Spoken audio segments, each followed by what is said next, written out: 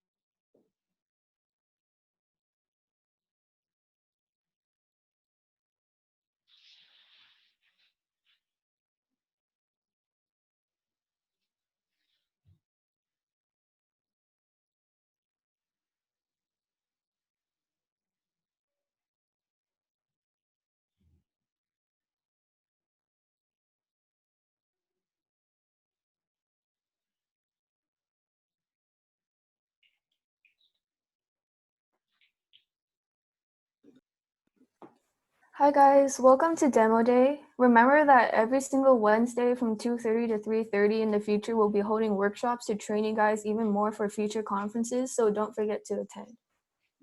Firstly, we'll be going over the types of committees and the opportunities that you'll receive when you attend MUN conferences. So first we have GA, General Assembly. So in General Assembly, you'll get the opportunity to represent a country in the UN General Assembly. So these types of committees are very large. It's great if you want to go with a partner, and it's also amazing for good speakers and collaborators.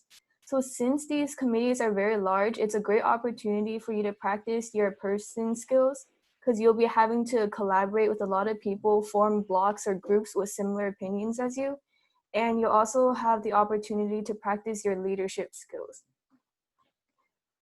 Examples of committees like this are ECOFIN, in which you'll discuss economic issues, World Health Organization, and DISEC. Yeah. And we went over these kinds of committees during our general meeting this noon, but we'll go over this more later on. We also have crisis. So crisis is a more advanced, more complicated, recommended for more advanced members. It's where you'll represent an individual character instead of a country. It's smaller than General Assemblies, more fast-paced and high action, and you'll be able to get the opportunity to actually impact the flow of committee more, and by doing personal directives, crisis arcs, etc. And we'll be going over this more in the rest of this presentation. So this is amazing for creative independent delegates. It's a lot more work. It's a little bit more stressful, but if you want to, but a lot of people love to do this because it's more interesting than a regular General Assembly. And lastly, there's specialized, which is just a blend of crisis and GA. Yeah, so going over GA committees, so some of the main committees are DISEC, Disarmament and International Security, ECOFIN, Economic and Financial, SOCIUM, Social, Humanitarian and Culture, SPECPOL, Legal and Administrative and Budgetary, and Legal. Yeah, so these are obvious. So these are all large committees. Even in small conferences, you'll have no less than like 40 people in them. It's great if you, like we said before, it's great if you know how to make yourself stand out in a large group, how to talk and lead a large group of people effectively. So how do GA committees work? So you'll start off by giving opening speeches. So an opening speech is the only pre-written memorized speech that you'll give during MUN conferences. In an MUN conference, we emphasize impromptu speaking, and that's what happens during caucusing. So caucusing is when the actual debate happens. So you'll be able to debate smaller subtopics of the big general topic that you're assigned to do for this committee. So it's composed of a moderated caucus and an unmoderated caucus that we'll go over in the next slide.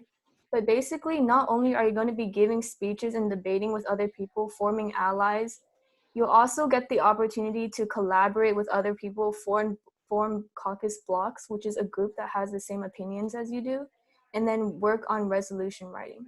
So resolution writing is what often sets MUN apart from clubs like speech and debate, because you're not just researching and debating an issue, you have the opportunity to write a unique solution about it and integrate your own personal opinions into a resolution.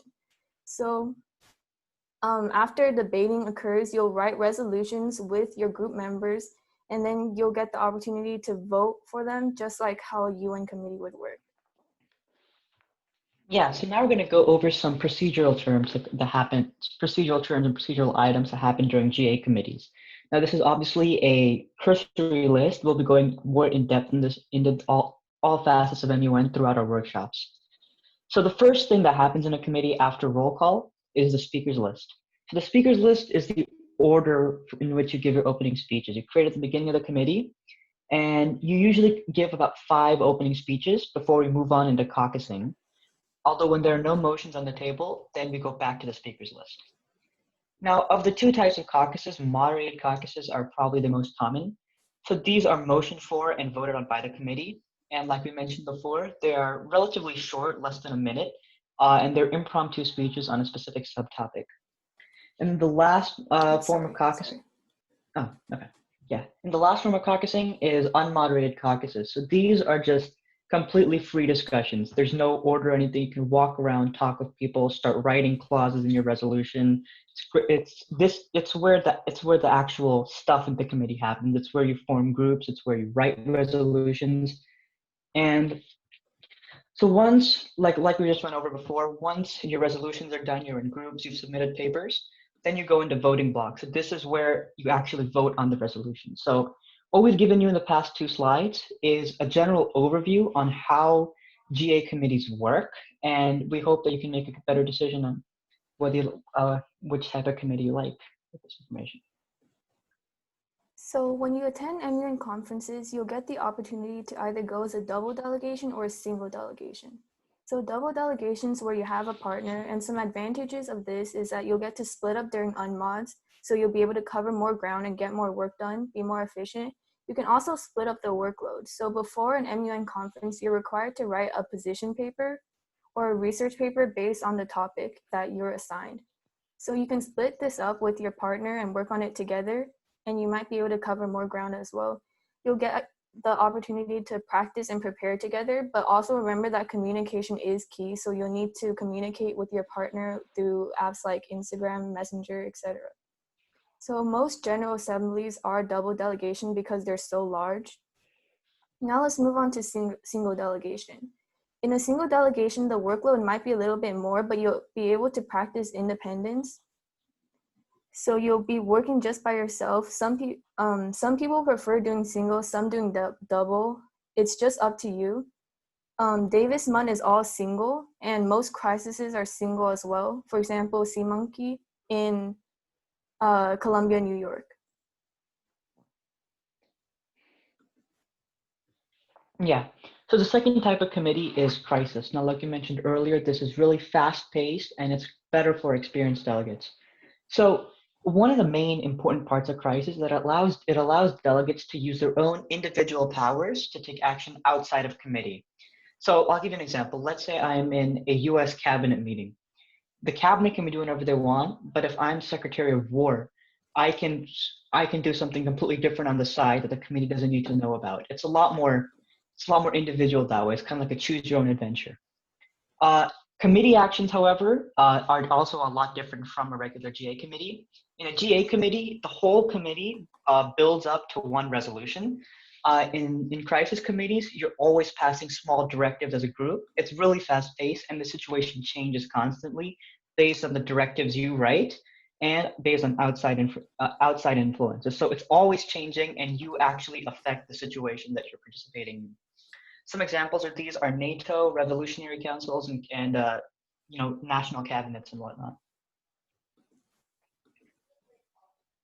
And then specialized committees. So there are 2 types of specialized committees. Some of them are like GAs, but with different bodies around the world. For example, there'd be the US Senate, the European Union, and FIFA. So in these kinds of committees, you don't really have those kind of personal crisis powers that are kind of the hallmark of crisis committees.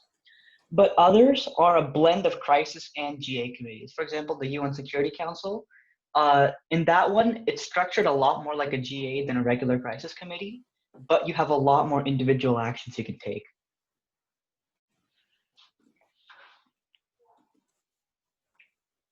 So we're gonna go over how our officers experienced their first conference. What was it like, and what resources were helpful? Ian, you want to go first? Before we do this, can we do questions? Okay. Yeah, so raise your hand in the chat if you have any questions on what was covered. I know we went over a lot right now. Also, I know they went really, really fast. So if you do want us to go back to any slide to recap, I think that's definitely something we can do.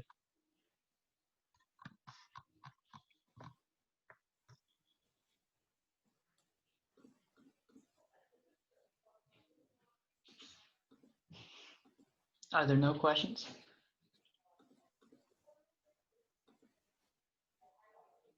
If you have any questions later on in the presentation, also feel free to raise your hand. Maybe you just can't think of any questions right now, but we don't want to like stop. We don't want that to stop you from asking questions. So if you have anything that you want to know later on, don't be afraid to also raise your hand.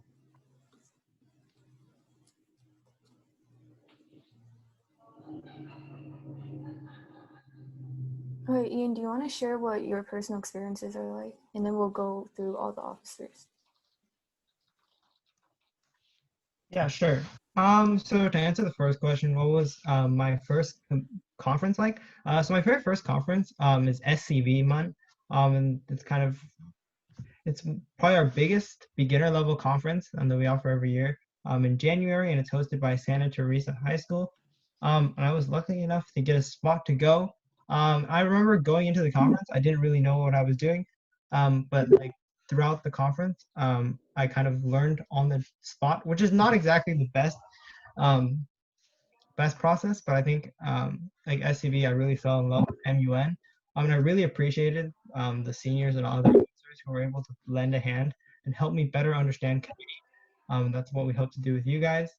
In terms of what resources were most helpful for my first conference, I think the best website you should use is our Limbrook MUN has a resources website. So if you go to lhsmun.org slash resources, we have a resources page that offers all the resources that we've created over the past couple of years. There's also a site called bestdelegate.com, and this is kind of like the biggest MUN site nationwide. It has a lot of cool articles that can help you learn. And then I would say your best resource is, again, your officers. We're all here for you, and we're trying to make your MUN experience as great as possible. So if you ever feel like you have any questions, or during a conference or before a conference, you need help preparing or help just participating, or get over your fear of public speaking, we got you. What kind of committee do I prefer? I would say if you are, most of you are probably first years. So as a first year member, I would definitely recommend you do a double delegation. That's usually what we try to do, so that you can get a better idea of how MUN works. It can be kind of uncomfortable to just put yourself into a situation by yourself. So having a partner to back you up is probably your best bet.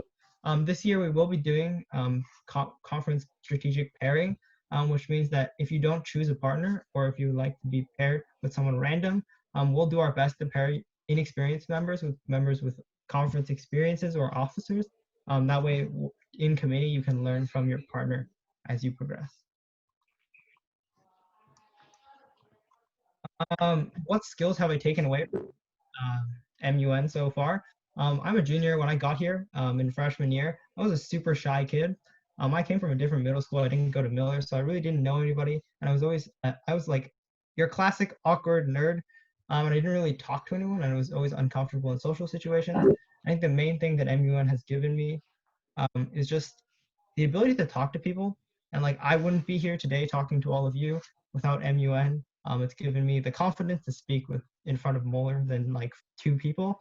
And it's also made me more of a interesting person, I would say. MUN also provides you with a really strong community. Like, all of our officers are friends, and we're friends with a lot of the members who return every year. So it is a great way to find friends and build a network.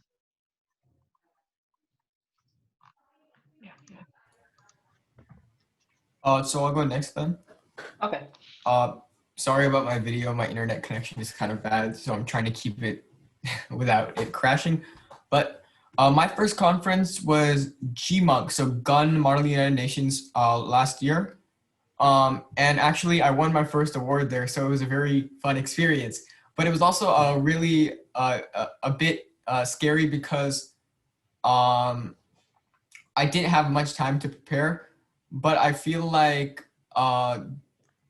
it was a really good experience because I was able to meet people that I still talk to today through both the conference and the club. So what resource do I find most helpful for MUN?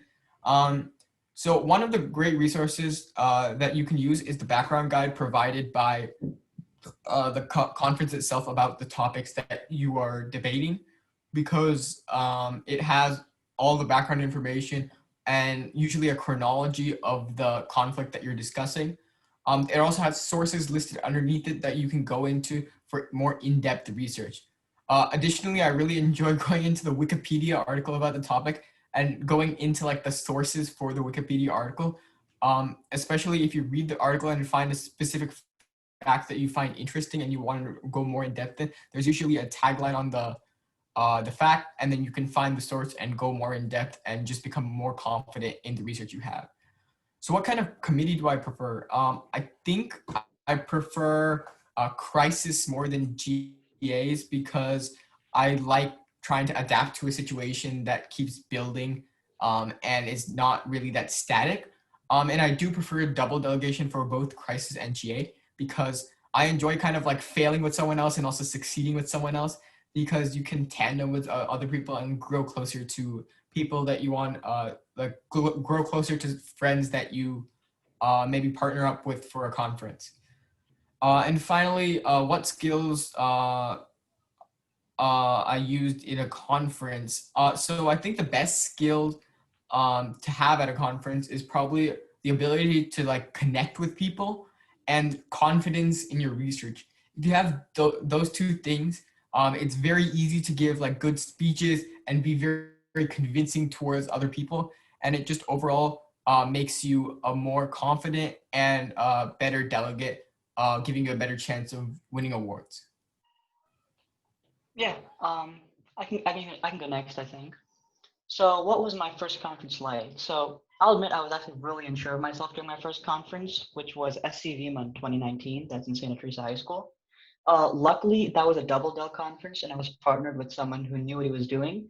So I was able to learn from him during the conference, and we were able to win an award there, which is nice.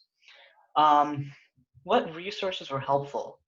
So for my first conference, I'll admit I used a lot of MUN websites like the ones that Ian mentioned, and I talked to a lot of experienced people who were in the club at that time, and that was able to help me, prepare myself for what I was going to experience at the conference. But of course, nothing compares to actually participating in an actual conference. It's a whole different experience.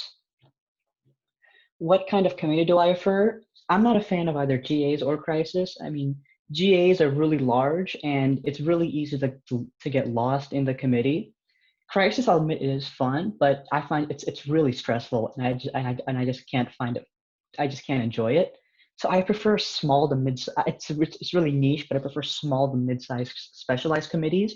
I like the ones with the same format as a GA because I find them more interesting, and the smaller size helps me make myself a bigger presence in committee and win awards. Single Dell versus double Dell. Having tried both, I'd honestly prefer single Dell committees because it's really hard for me to communicate with a partner while simultaneously negotiating with the group and writing resolutions and stuff. It's just a big mess. But if it's your first conference and you're still new, I'd recommend going double Dell because it's a lot better than just going in cold completely by yourself. What skills have I learned or do I need to learn to use in a conference? So you need to be able to speak confidently and coherently at a moment's notice about any topic. And that's the biggest one. If you're stuttering and not knowing what you're saying, you're going to come off looking unsure of yourself and not confident. And in order to win awards, you've got to be able to strike a balance in small group situations of being a leader and taking charge, and also being collaborative and supportive of a whole group.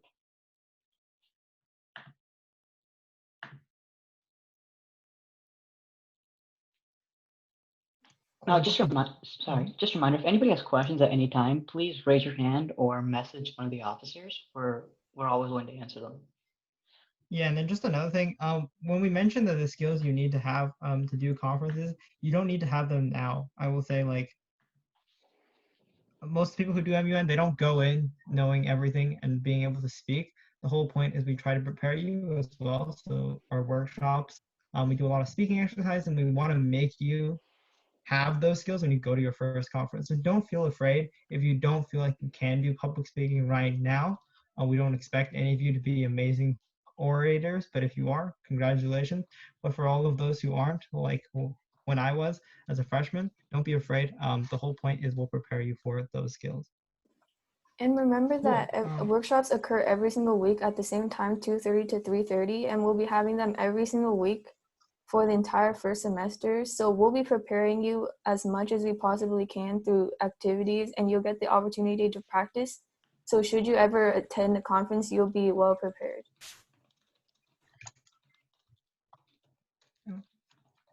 Yeah, would you like to go next? Oh, I think Emma's next, but I'll go.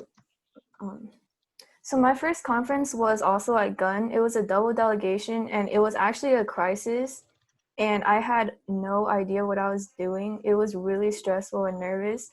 But thankfully, my partner was really experienced and good at crisis. And I remember reading bestdelegate.com so much, and I thought I was so prepared. But as soon as I entered the conference setting, I became super nervous and flustered. And thankfully, my partner was the best, and she helped me out so much. And we ended up winning a research award, and it was a really cool experience. This just shows to all you guys that we all try to help you guys practice as much as possible, but attending a conference is truly just the best learning experience. What resources were helpful? So I used MUN websites like bestdelegate.com a lot in the very beginning to learn the basics. And right now, my favorite resource is probably Wikipedia, because they have like in-depth stuff on the issues. And then when you go to the very bottom, you can see the sources they use. And it's a lot of academic papers and stuff. So it's really great for you to find a lot of sources condensed in one area. So what kind of committee do I prefer? I prefer smaller GAs. I've attended large GAs like SOCUM in the past, and in my experiences, they're really tiring and exhausting. And since they're so big, you don't get the opportunity to speak as much either. I've only done crisis once, and although I thought it was really fun and super interesting, my partner at the time was also good at crisis. They're super stressful, but they allow you to be more creative and interactive. So in the future, I'll definitely try more crises. Single or double delegation, I personally don't really care. I love having partners, and I also like to work by myself. So everything has its positives and negatives. What skills have I learned or do I need to use in a conference? So I think confidence is always key. Even after attending a few conferences, I still get incredibly nervous before they start. But it's important to relax and have fun with it. Unfortunately, I only realize how fun they were after they end, and you have like post-conference depression. But it's still super fun and a great experience. I think in MUN, not only do you have to be good at debate and public speaking, networking and interpersonal skills are super important, because MUN prioritizes collaboration and teamwork. So it's important that you're capable of communicating well with other people, being able to become a leader, but also collaborating in a group setting.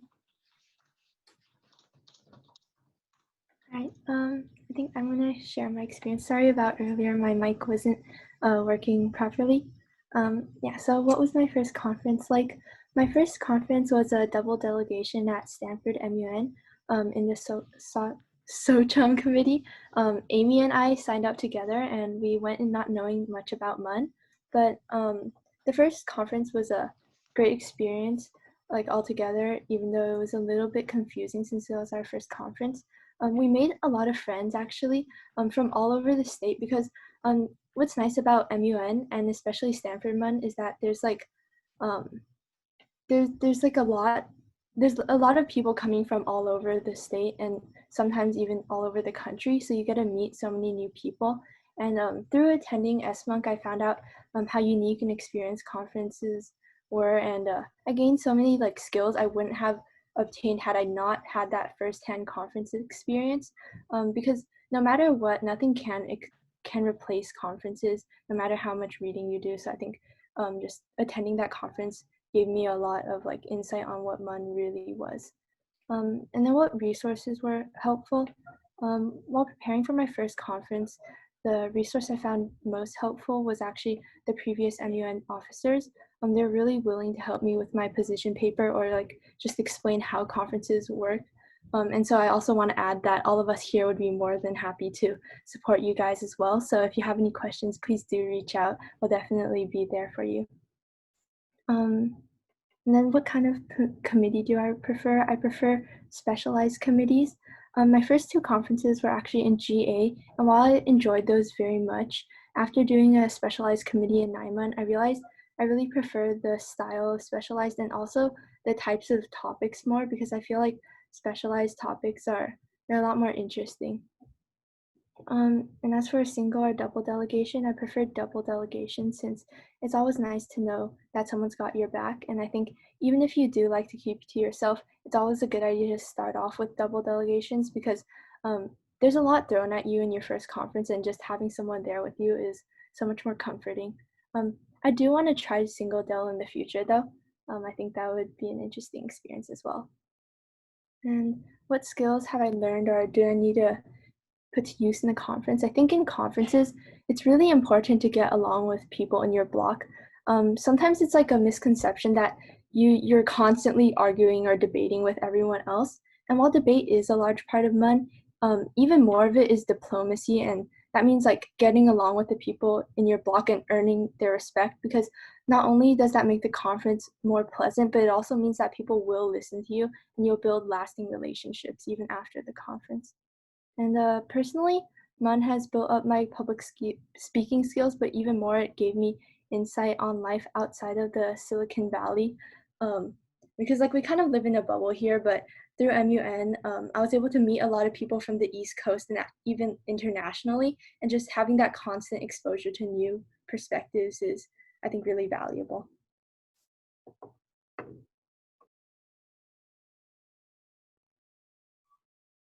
I guess I can go next. So my first conference, like Emma said, we were double del together at Stanford. We were in Sochum, and we went into the conference literally. We prepared a lot for the conference, but when we got there, we realized we were really underprepared because we didn't really understand how things worked and we were confused. But nonetheless, we had a great experience, and I still look back on my first conference really fondly because we bonded with a lot of people, and a lot of the other delegates in our block really helped us, and our block passed our resolution, so that was really fun. The next question, what resources were helpful? Like Emma said, I think one of the greatest resources was the officers from last year. They really helped me build a plan for what I was going to do at a conference, and those plans were actually really helpful because when I got to the conference, I would be nervous, but then I'd have something in the back of my head because I would know what to do. So really don't hesitate to reach out to any of us because we'd be more than happy to help you out. Next, what kind of committee do I prefer? I've only ever done GA committees. I think GAs are really cool if you want to try out for like your first ever conference, but as the year goes on, I'd really, really like to try out some other types of conferences and committees. I also prefer double del because in a conference you can be nervous, and then if you have a friend with you and someone you've worked on the thing together, you have someone to have your back, and if you fail, it's okay, you fail together, but if you win, it's the greatest feeling that you won an award with a friend. And I think that's something that's really, really fun because you can just hang out with them through the whole conference. What skills have I learned? I think the greatest skill I've learned from MUN is diplomacy and teamwork. I've always liked talking to people in the past and working with people, but in MUN, you have to work with a ton of people that you don't know beforehand. And I think it sounds easy, but when you go into a block and everybody else has different ideas and you want your idea to shine, you have to work on both compromise and also just listening to other people while trying to have your idea shine out. So teamwork and leadership is really, really important in MUN, and those are great skills to build for the future. All right. I'm gonna be going last. So my first conference was with Daniel going to SCV-MUN 2020. Although we went in with like virtually no experience and probably even less prep, we still learned very quickly and had a great time, and we even won an award. So what was my, hold up. So what type of committee do I personally think I like most? So for me, I did GA, and that's all I've ever done, but I would highly recommend GA as you are able to stand out in front of a large audience if you can influence the crowd enough. So what resources were helpful? So I personally try to learn as much as I can about MUN. I spoke with a lot of officers. I attended as many workshops as I could. I tried to, I even spent most of the time I should be prepping for the paper. I spent browsing random model UN websites. Personally, my advice would just be to absorb as much information as you can, because if you've never done a conference before, nothing will nothing will actually fully prepare you for what conference is like. So just try your best to not be phased when you enter in. So personally, if you ask me to choose between single delegation and double delegation, I would choose double delegation because being able to bounce ideas and being able to bounce feedback off of each other during the conference is a very valuable thing to me, because no one else really knows what you're going through besides your delegate partner. So I would highly recommend going double del if it's your first time. And skills I highly recommend you learn before your first conference would be to be able to speak very fluidly regardless on any topic, so you're prepared no matter what. Another thing is being able to read social cues and body language during the committee is also a very good thing to have. If you combine that with good public speaking skills, you can use that to make very influential speeches and then gain control over the crowd.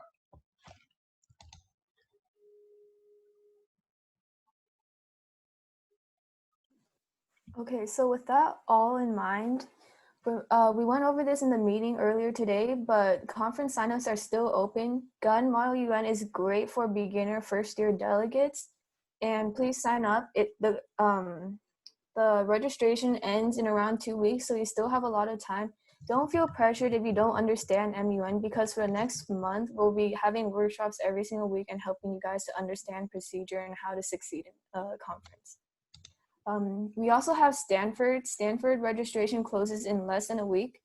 And even though it's a little bit more for intermediate delegates, we still encourage everyone to sign up regardless, because it's a great experience. And as I said, it's intermediate, it's not too advanced. And even if it's your first conference, for the next 4 weeks, we can still help you guys prepare very thoroughly.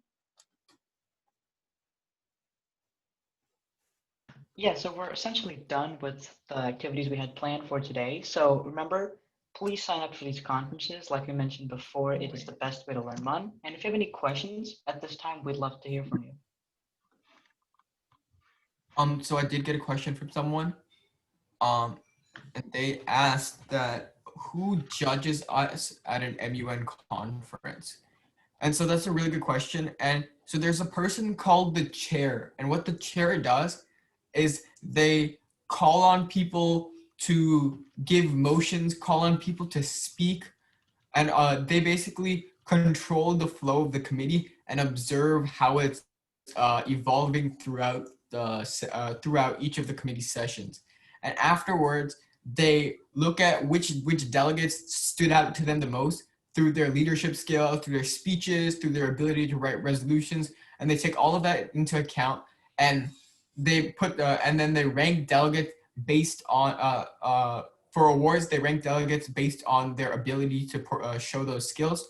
So they would maybe the person who is best in the committee would be given the best delegate award, where you get a gavel and a certificate and all this type of stuff. Then underneath that, you would get the outstanding award, which usually goes to 1 to 2 delegates, depending on the size of the committee. Underneath that, still very impressive, is an honorable mention, and that means you still get a certificate, and that's usually 4 to 5, or 3 to 5 delegations, depending on the size of the committee again. And finally, there is verbal commendation for those who stood out in committee, those who did stand out in committee, but maybe only in one of the 3 aspects that I described. And then there's the research award for those who wrote, for the delegation that wrote the best research paper. Cool. And then someone else asked, how and when will we choose delegate partners? So how partners work is basically once you register for a conference, we choose based on like how many conferences you've been to and like when you signed up, who goes to the conference. And once we have a final conference roster, then we'll do committees assignments and partner then. So when you sign up, you don't have a partner, but once you've signed up and you've got the spot, then you'll be either assigned partner or you can request a partner and we'll put you together. And then you also get your topic as well. And then another question is, what kind of topics are there? So basically in MUN, you always participate in one of in a committee. So like when we were talking about GAs, crisis, and specialized, those are the types of committees that there are. So if you were to participate in a GA committee, these are like the committees that are in GA. So DISEC, so that's like disarmament and international security. We're talking about like illegal arms trades, terrorism, et cetera, et cetera. ECOFIN, economic and financial, is pretty self-explanatory. A lot of it's just economics and alleviating poverty. SOCUM or SOCHUM, whatever you want to call it, social, humanitarian, and cultural. It's pretty it's pretty self-explanatory as well. It'll be social problems and like humanitarian problems. And SPECPOL, not SECPOL, SPECPOL, special, political, and decolonization. It's just a lot about like specific politics. So like there are a variety of topics that you can discuss in MUN committees. So yeah, and then like on the crisis side, there are a lot more extreme things where you'll be role playing a person in like a cabinet during a certain historical period, as a senator and a specialized committee. There are a lot of like different types of committees, depending on the conference. Yeah. And yes, yeah. Go ahead. Yeah, to build off of it, I think a GA committee is good for like policy wonks. If you want to talk the nitty gritty on like trade policy, water usage, that's good for GAs. Crisis is more like, crazy, like big events. Yeah, and then I got another question for, do you choose the committee you join? So when we're talking about committee assignments and partner pairing, committee assignments, when you get assigned a committee, what we'll usually do is once we have a final roster, we get assigned, us as like Limbrook, get assigned this many spots in each committee. And then we let you guys request which ones you want, and we try to assign as like you with the closest one to what you wanted. But yeah, so you do get to choose, but sometimes you might not get your first choice. So I got a question that says, when will we know if we got a spot? So assignments will be released after registration closes. So after these deadlines, the dates right here. And then someone else asked, how will virtual conferences work? So we've already run, as Limbrook MUN, after coronavirus last year, we ran our own mock conference. So we run mock conferences every couple months to help you prepare within Limbrook, and usually we partner with Monte Vista or Homestead to do kind of small-scale committee sessions. And from what we found, online conferences usually work pretty well. Usually they take place through Zoom and Discord. So what will most likely happen is you'll be calling on both platforms, and you just talk on there. And if it's a double delegation, you'll privately chat or call your partner. But yeah, most committees have fully figured out. These are great questions. Keep them coming. Raise your hand or I got one more question about topics, and I think Ian just went over this, but if you want, all the officers can share one committee in the topic that was done so people can kind of understand what it's like. So when I went to NIMUN, I was SOCUM or SOCHUM, however you'd like to pronounce it. And the topic that we debated there was women and children in the illegal drug trade. When I went to McKenna-MUN in 2019, I was in Arab League, and the topic we debated was the Syrian civil war and how to alleviate the refugee crisis. Yeah, my first conference, SCV, our topic was, we have two topics because it's a double delegation. So it was biological weapons and genocide in South Africa. And the funniest thing was South Africa. So it was a whole, yeah. But these are all like GA topics. So Okay. one of the things that I went to was crisis for Historical Security Council. And we did a war between Eritrea and Ethiopia in the 90s. And basically I was France, and we had a lot of fun with it. We firebombed the countryside, and then we invaded the country of Ethiopia. So we had a lot of fun with it. And that was Crisis, by the way. Yeah, it was definitely crisis. So you'll notice that with crisis and specialized committees, it's more like role playing, and you're more like you're in a scenario and you're trying to figure it out. And then with GAs and some specialized, it's more like actual political issues, and you're trying to create a concrete solution. Nidhi, you have your hand up. Do you want to ask something? Yeah, I have a question for the intermediate and advanced conferences. Can you explain in more detail what it is exactly about them that makes them more advanced compared to like GMON? Yeah, so go with ahead. gun, okay, yeah, go ahead. Okay. Okay, I'll just go. Okay, so the thing is, in beginner it's often it's the delegates who go to these conferences that determine whether or not it's advanced. If you notice, in beginner conferences, you'll find a lot of people who are newer. They're less assertive in their committees, and the topics are often a little more basic. The higher up you go, you'll find delegates who are really aggressive, that have done this thing for a while. They know what they're doing, and they're aggressive. The topics are a lot more detailed, and the quality of work you're expected to put in is a lot higher for you to win an award. So it depends on both the detail you're expected to put in and the level of the delegates who go to compete to these conferences. Yeah, I would say the other thing is also prestige. So most of our travel conferences have a lot of prestige attached to them. Like NIMUN, it's called the North American Invitational Model UN, and it's one of the biggest MUN conferences in the United States. So because of that, like you have a lot of people going there. So I know for my NIMUN committee or NAMUN committee, we had people from Italy, from Germany, from like Russia, just like a super diverse group of people.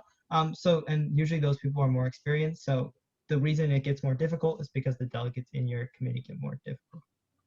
And to add on to Abhinav, more intermediate conferences are also they also occur at a much faster pace. So there's less breathing room. So if you're not as familiar, it's a little bit harder. And for example, NIMUN, it was a huge committee for me, and I was Sakyum. So in this huge conference room, there was like 200, maybe even more delegates.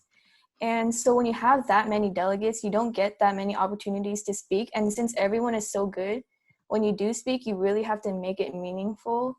So it's about like how fast the conference is paced and also how experienced the individual delegates are. Daniel, you have your hand up. Do you have any questions? Do you think it's likely that we'll be able to attend the travel conference this year? So travel Go ahead. conferences are still in the air. It kind of depends on A, how coronavirus goes, and B, how FUHSD goes.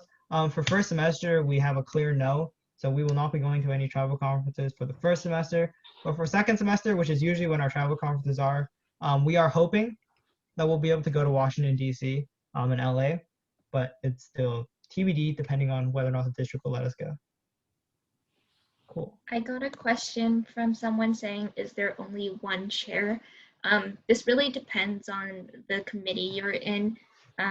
Usually there's a chair, and then there's some people who are co-chairing with them, and then they'll like rotate throughout the conference. But also this might vary in different committees. I got another question asking, does only one delegation win a research award? And this also depends on the conference, as does the amount of delegations that get most award as does the amount for most awards. Because in, let's say, a smaller committee, you would only have one person winning research award, and maybe one or two people winning outstanding, 3 people winning honorable, and then a few more winning a verbal commendation. But in much larger committees, you would still have one person winning best delegate because that is the sole best delegate. But there might or might not be 2 or 3 research award winners, 2 or 3 outstanding, 4 or 5 honorable, and then again plethora of like verbal commendations. So it all depends on the size of the committee. Oh, and that's another question I got. I totally forgot about. What's the difference between a committee and a conference? So a conference is like it's basically a grouping of committees in the same place. So GMUNC is a conference where normally we go to Gun High School, and then each delegation goes into a specific committee, and they debate and collaborate with the people in that committee. Everyone else in your case is like irrelevant other than the people in your committee. Like that's how you can think about a conference, like the whole competition, and inside the conference, if you've ever done DEC, or if you are planning on doing DECA, or you know how DECA works, you can think of it as like your committee is your event and your conference is just the competition, and that goes for like basically every club. I got another question on how registration works. So if you do plan on registering, how registration works is you fill out the Google form, and then you Venmo you PayPal the PayPal link, paypal.me/LHS or LHSMUN. So you PayPal the conference fee that's stated in the Google form. Once you receive your payment, your spot gets confirmed. If we have more registration than spots, we'll refund everyone who wasn't able to get a spot. So yeah, once we have received your payment, you'll receive confirmation that we've received your registration. And then if we get to a point where we usually close the form once we run out of spots, but if we have like 1 or 2 more people than spots left, you'll get refunded, and we'll let you know. I got 2 questions regarding committee and our topics. So one was, if we don't know what committee we are on until the competition, how do we prepare? And the other was, which topics do we research beforehand? And are we able to research during the conference? So to answer this, you actually will know your committee and topics before the conference. Generally, the timeline is a little more condensed for online conferences, so you'll only be able to know your committee and topic maybe like a week or 2 before. But for regular conferences, you'll get your topic and committee around 3 weeks to a month earlier, so you have plenty of time to prepare to write your position paper to understand your topic. And regarding the question about if you're able to research during the conference, it really depends on the conference. For all online conferences, you definitely can, but in person, some conferences say no technology. They have a no technology policy because they want to accommodate for people who aren't able to afford technology. But for most advanced conferences, you will be allowed to research during the conference. But like a general rule of thumb, you're expected to create a research binder before you go into a committee. So we would recommend, because you are writing a position paper is basically a research paper. So you'll get your committee assignment. Once you get your committee assignment, committee chairs will usually send out what the topic will be for that committee. And they'll give you a background guide, which is basically like a 10-20 page paper that kind of explains the problem and all the context. And you're basically expected to write a paper on all the research that you conduct. We'll explain for how to write that, and it's usually not too much work, but yeah, you will do your research ahead of time.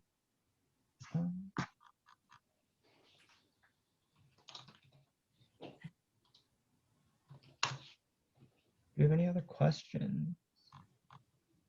Position paper lengths depend on conference. I know for some conferences it can be a tad bit excessive. Limbrick has a reputation for writing gigantic position papers because we go all out on the research front.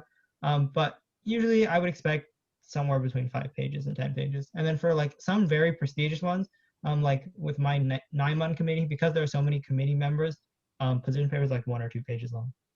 They're not very long. It also depends on where the conference is, because more West Coast conferences like Stanford, the prestigious ones at least, require pretty large papers because they have maybe smaller committees generally. But for East Coast conferences, the papers are generally much shorter and much more, like maybe a page or 2 maximum. So the more east you go, the shorter. Depending on the conference. Yeah.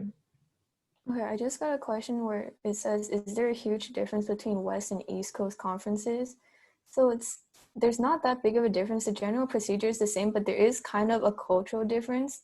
So like it's honestly up to opinion, but a lot of West Coast people, in my experiences, have been more diplomatic. And then when we went to 9-1 at the East Coast, everyone was a lot more aggressive, but it might have been due to 9-1 being more prestigious. So don't worry too much about the differences between West and East Coast conferences. Yeah, I would just say like the other thing is also MUN is a lot bigger on the East Coast. Most of the prestigious conferences for MUN are on the East Coast, and a lot of East Coast schools, MUN is like a class, so they take MUN to prep for conferences. So they are a little bit more try-hardy. Okay, cool. Anyone else have any questions? Otherwise, just wrapping up.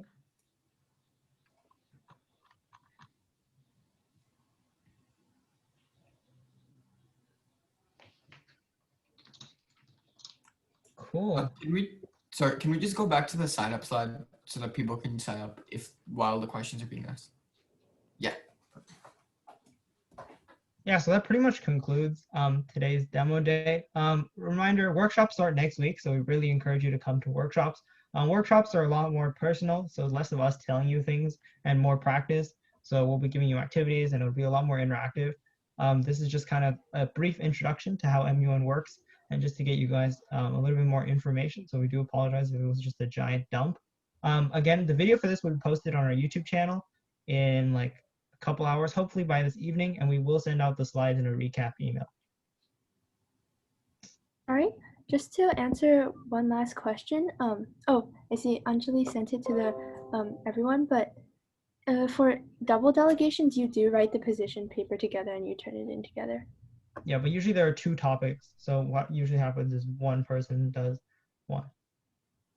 Also, our advisor, Mr. Baugh, would like to introduce himself. So if Mr. Baugh wants to say a couple words before we end. Good afternoon, everyone. Thank you for coming. I'm the staff advisor for the club, so if there's any communication that you cannot get from the officers that you need me to take to administration or ASB, please let me know. But for the most part, the officers can handle business, so please communicate with them first. But I am available. My email is just, you see my name is Chris Baugh, it's Chris_Baugh at fuhsd.org. And I'm also available on Schoology too, if you want to send a message to that. So thank you, everyone. I appreciate you coming. Cool, so that pretty much wraps up demo day. If you have any one other last note, join our Remind. I'll put everything into the chat. Yeah. But this is where direct communication occurs. But that's pretty much it. The attendance link, if we want to go to the attendance link. Yeah, 1 second. Okay, I just put the Remind stuff into the chat.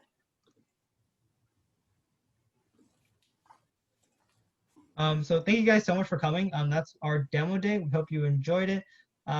Please make sure to go to tinyurl.com/LHSMUN Demo 2020. This demo day is worth points. It counts as a workshop, so you do receive extra points for coming.